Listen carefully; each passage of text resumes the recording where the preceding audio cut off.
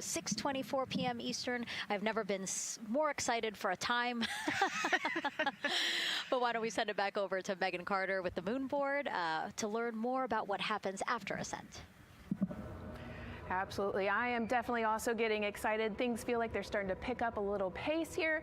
A lot is about to happen within the first 10 minutes of launch, but what happens after those first 10 minutes? Let me take you over here to my mission map so we can kind of jump ahead and let me explain a few things. So, our main engine cutoff is going to stand for MECO, and that is essentially where the rocket's job is done, and it is then going to turn the propulsion duties over to our ICPS. That stands for Interim Cryogenic Propulsion Stage. Don't try and say that too many times fast, but the ICPS is going to be right here, and that's our in-space propulsion. About 50 minutes into, after about 50 minutes into launch, it is going to conduct that first burn, and that's going to be the perigee raise maneuver. Essentially, what that is going to do is going to raise the spacecraft from a lowest point of Earth just a little bit higher into space, and then they are going to conduct that nice path. It's going to set them on that nice circular path around the Earth. That's when they're going to start to be able to really check out the spacecraft. The Orion spacecraft is going to be able to, like we've talked about, be maneuvered by the crew. They're going to check out those life support systems, and communication checkout's going to be vital at that point as well, obviously. Then they will conduct the proximity operations demonstration. And this is going to be really important for our future lunar missions because the ICPS actually has a target on it, and the crew is going to have the opportunity to manually maneuver these spacecraft like we've mentioned and practice those docking maneuvers. Now obviously they will not be docking for this mission, but that is again going to be critical for those lunar missions in the future. Now, all right, after that ICPS has separated and they've done that second lap, they're going to conduct 2 more burns. And what these burns are going to do is set them up to the high enough orbit and a fast enough speed in order to conduct the translunar injection. This is going to be that critical moment and that critical milestone where they are going to produce about 6,000 pounds of thrust. And this is that point that is going to take them out of low Earth orbit into deep space, and it's going to set them on that nice path towards that lunar flyby. And I know we have talked a little bit about why this could be a record-breaking flyby and journey to the moon. And with that, I'm going to turn it back over to Megan so she can tell us just why. Yeah, she's talking about the distance record set by the Apollo 13 astronauts in 1970. They were 248,655 miles away from Earth, and this Artemis II crew might surpass that on flight day 6 when they fly around the moon by more than 4,000 miles. Yeah, it's a long way. Distance record depends on exactly when they launch, like the time. The distance record depends on exactly the day, so we'll learn more as we go into this 10-day mission with the Artemis II crew. But here we are, 32 minutes, 50 seconds and counting from the opening of our launch window. Feels really, really surreal here as more and more people come to gather on the press site lawn here at Kennedy Space Center. Why don't we take a look at this video that we have here? Some familiar faces who wanted to wish our Artemis II crew a safe journey. Reed, Victor, Christina, and Jeremy, you are the real deal. You're flying to the moon for all of us, and we are in awe. You're the true heroes. You are not just astronauts. You are pioneers, venturing deeper into the unknown. But you are not alone. We will be all cheering you on from planet Earth. Hey, I'm Victor Wembanyama, and I play basketball in the NBA. But I'm not only interested in shooting hoops. I'm also interested in shooting stars, dark matter, and all other types of astronomical phenomenon. And to the Artemis II astronauts who are shooting for the moon, I wish them good luck and Godspeed. Hi everybody, I'm Ryan Gosling, and I play a biologist who goes to space to save the planet in the film Project Hail Mary. But the Artemis II astronauts are going to space for real, and they will travel farther from Earth than any humans in history. Sending all our best wishes to the Artemis II crew. I just want to say how proud I am of each of you and how inspired you make me. But it's not just about me. Your mission is going to inspire future generations of scientists, engineers, athletes, and dreamers to do something that they never thought possible. Hey, it's Roy Wood Jr., and I want to wish the Artemis II crew a happy and safe journey to the moon, well, around the moon. To go around, I know what you're doing. You got to look for a parking space. This is to go around the moon, make sure it's somewhere to park, and then you park journey. Good luck. actually a really good way to explain what how this mission builds. Again, we are hoping to land astronauts on the surface of the moon in maybe 2 years. So yes, we are looking around the moon on this lunar flyby mission to see where we might park. Thank you, Roy Wood Jr. Okay, and as we look at this live view of the rocket on the pad, there is a spectacular place here at Kennedy Space Center to watch launch from, and that's the Banana Creek viewing area. Why don't we go back there where the crowd is excited, ever talking to people who are super excited about being here for Artemis II. Oh my gosh, Megan, you talk about the excitement being palpable. I'm telling you, everybody here on pins and needles as we get just about half an hour away from launch. I've been walking around talking to people, and I'm just struck again and again by how many people are here from across the agency. I want to introduce you to just a small portion of the people across NASA who have been supporting this mission.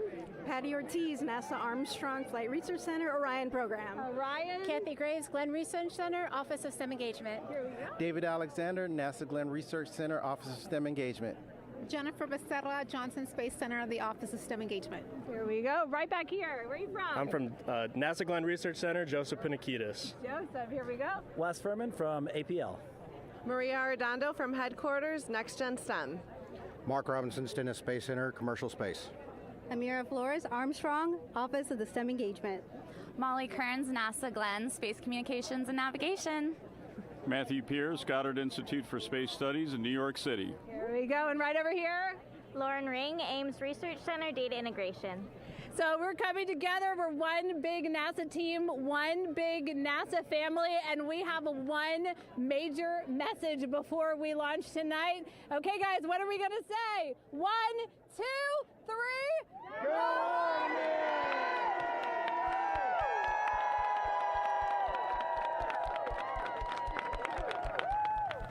Oh my gosh, that made me so emotional. That was so inspiring to see. I mean, wow, yeah, that was great.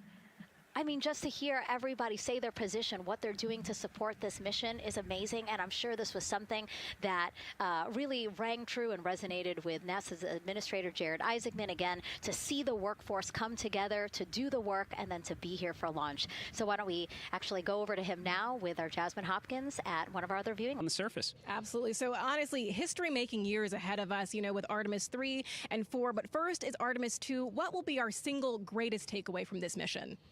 Well, I'll tell you, I mean, after ignition, to me, the moment that I'm going to be most excited for is splashdown. There's no question about that. Good shoots coming down off the West Coast. But look, I think the takeaway from this is gaining extreme comfort in the Orion spacecraft, right? I mean, this is very different than what we've done for more than a half century, right? I mean, the velocities that spacecraft is going to re-enter at, it's going to be new territory for us. We want to get our arms around that completely. So I would say the performance of SLS plus Orion is everything on this one. We want to make sure we do it in as a safe way as we possibly can, understanding what we are undertaking right here, bring our crew back, learn as much we can from the vehicle, set up for Artemis 3 in 2027. Right, and Administrator, we've actually had a pretty young audience today here, some kids running around the balcony. How do you hope Artemis 2 inspires that next generation? You know, I talk about this all the time. Like, you know, one of our overarching KPIs that we should always be tracking is the number of people living and working in space. Well, you know what's another strong number 2 on that one?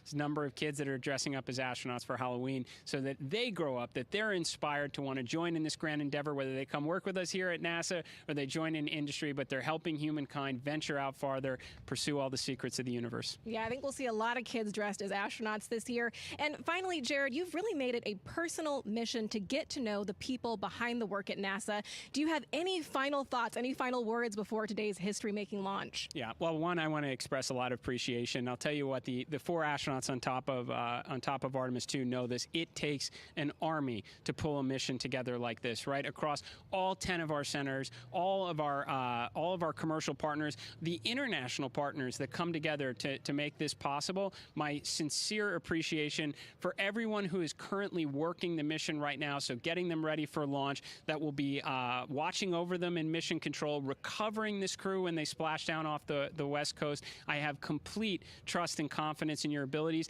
And everybody else who's not directly working on Artemis II, Artemis III is coming up next year. When this mobile launcher gets back in the VAB, we're going to start stacking. Wow, plenty of excitement ahead of us. Jared Isaacman, thank you so much for being here. Thank you. Thanks for being here. Of course. All right. And with that, let's get back to the countdown with NASA's Megan Cruz. Under 25 minutes and counting from the opening of our 2-hour launch window, and take a look at all these people behind us. I literally, every moment I turn around and I see the clock, I am like, oh, wow. Oh, wow. There are more people and less time. Yes, exactly, which is a great problem to have. Yes.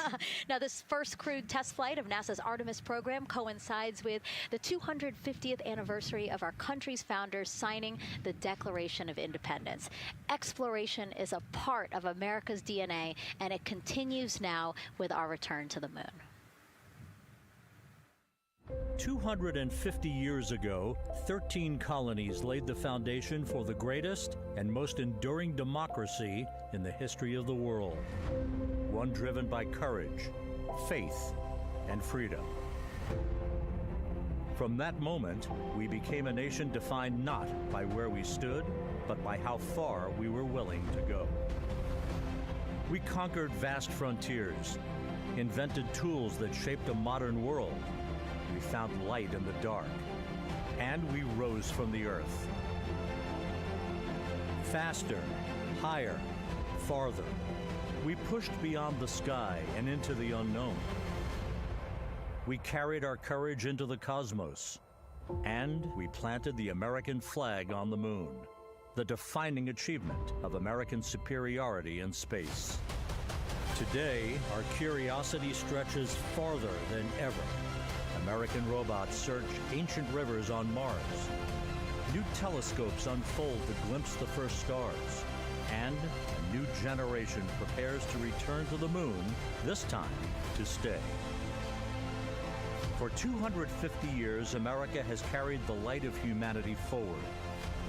But American exceptionalism isn't inherited, it's earned. Our greatness comes not only from what we've done, but what we're still determined to discover. Because in every era, across every horizon, America is at its best when it's reaching for something greater. America celebrates 250 years, and we are leading the world into the future. "22 minutes, 15 seconds and counting from Artemis II, NASA's boldest test flight in a generation. The crew has said this often, that they hope it inspires children around the world. And recently, a group of kids here at Kennedy Space Center got a surprise of a lifetime while watching that rocket roll to the launch pad. So tell me what color it is. And who's going to be on that rocket? We're going to be on that rocket. I could make it a little bit longer. Did you see it? Okay, so everybody's looking at the rocket because it is kind of cool and impressive. One of the coolest things happening over there right now, though, is it's on top of a giant tractor. Doesn't all food come in like tubes? It's in these like little plastic bags. You have to like rehydrate it. Sushi. There's not. I haven't seen sushi in space. It's probably hard to keep that back. Sushi mashed together. My favorite part was this one little girl. She had a question. She had patiently held her hand for a long time, and Christina turns to her and says, "Okay, what's your question?" She just goes, "I forgot." It was like, that's a perfect little kid moment. I just love. Wait, are you my mother's cartoon astronauts? What? Say that again? Never mind. It's a little hard to say. Go Artemis! These two? Yeah. Look at this one. Yeah. There you go. I like your dabbing astronaut back there. It's just so fun to see the enthusiasm, the energy, and a little bit of chaos. 3, 2, 1. Wasn't that so cute? I love kids and their excitement and, you know, even just being real. Like, I don't remember what I was I know, gonna he ask. goes, but I'm glad you're here. Now here we are, Space Center Houston. The crowd has exponentially grown throughout the day. We started showing you live shots from in there probably an hour ago, and now take a look at all the people there getting ready to witness history together. It's something really special to be able to witness something like this together. Yeah, you know, we've heard from celebrities and officials and kids, and, you know, it's amazing. People from all around the world came here today to Florida to watch, so it's something, it's hard to put into words, just how much support for this mission we're seeing today. And great news, too. Remember, the team was tracking an issue with the launch abort system battery. They appear to have cleared that issue, so we are go for launch. Yes, it's exciting.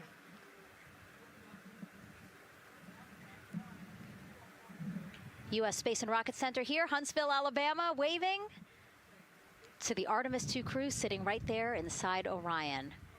Inside of 20 minutes from the opening of our launch window, and right now we are targeting the top of that launch window, so we could be launching here in about 19 minutes, Nicole. Wow, I don't know if I expected this today. I'm excited, and you know, I'm glad they were able to clear the problem with the battery on the LAS, and everything has gone really smoothly today. It's been great. The weather cleared up.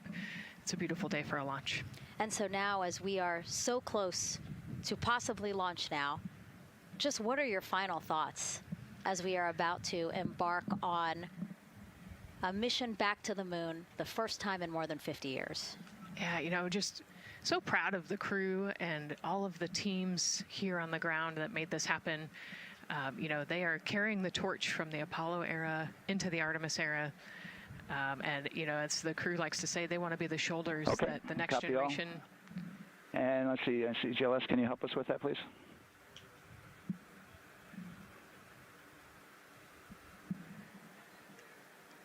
They want to be the crew wants to be the shoulders that the next generation can climb on. 001. You know, I think it's in their patch. We're going for all. It's in the name of their capsule, integrity, representing humility and the professionalism of everyone that got them there today. So proud of them. We love them. We're excited for them, and we cannot wait to see what they see. Just leveraging everything we've learned so far as an agency, taking us from Apollo now to the launch pad here, 39B, with Orion and SLS poised to again fly us into the history books. And before we leave you now here at the host desk to get back into operations, we just wanted to answer one question for you guys. We asked you earlier on today, what are you most excited for? And we asked you to go vote on Instagram and Twitch. Instagram, you guys said launch.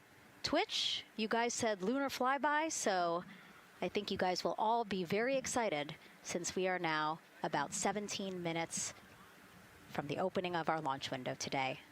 And so with that, as we approach terminal count, let's send it back to Daryl Nail in firing room 1. Daryl.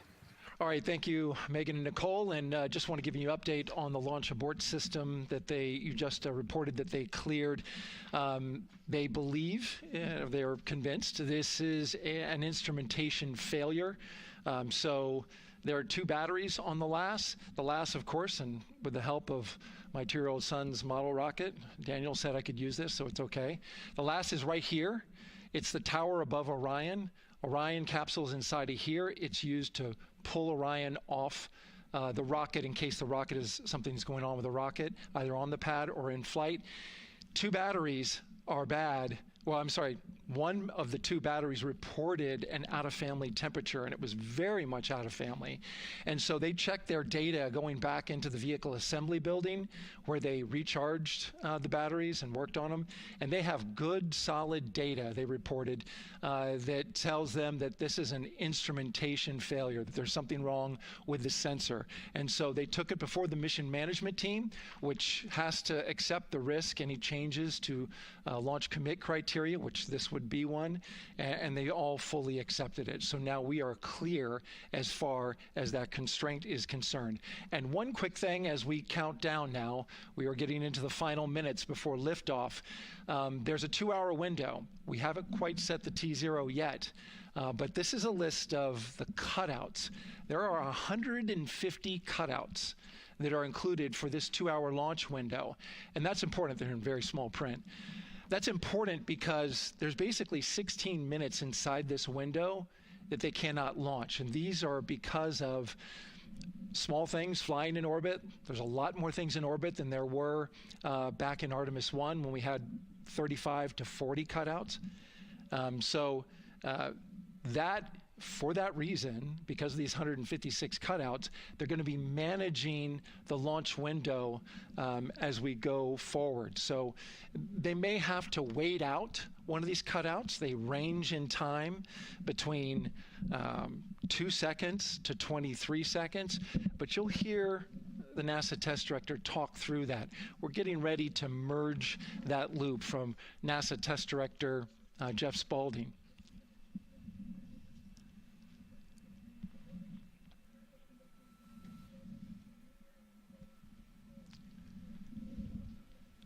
And so now I'm listening to the launch team get ready to merge their operational channel.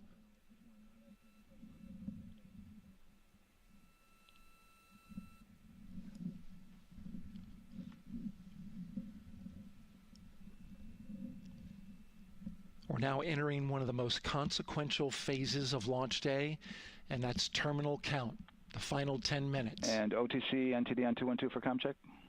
Good comm. How me? I hear the same. STC? GTC? GTC is on 212. All right, copy that. NASA Test Director Jeff Spaulding confirming communications with his team.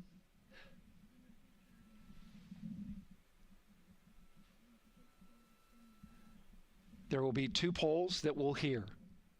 One from Spaulding, the NASA Test Director, confirming the ground systems and the launch team are ready to proceed.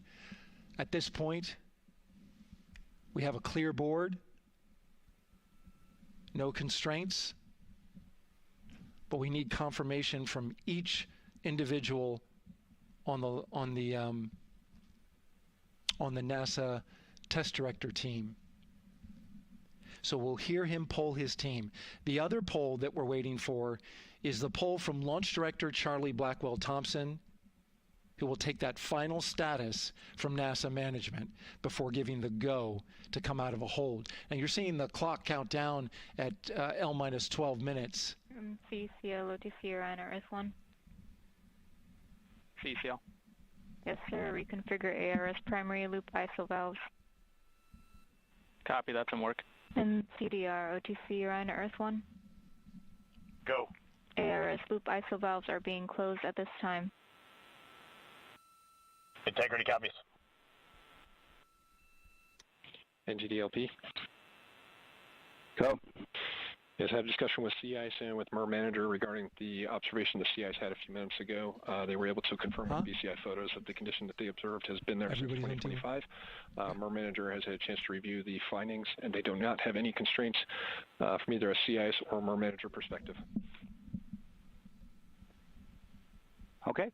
Copy all. And Launch Director, NTD, you copy? Yes, sir. I copy. That's good news. OTC, CCL 212. OTC. ARS primary loop isolation valve configuration is complete. Copy.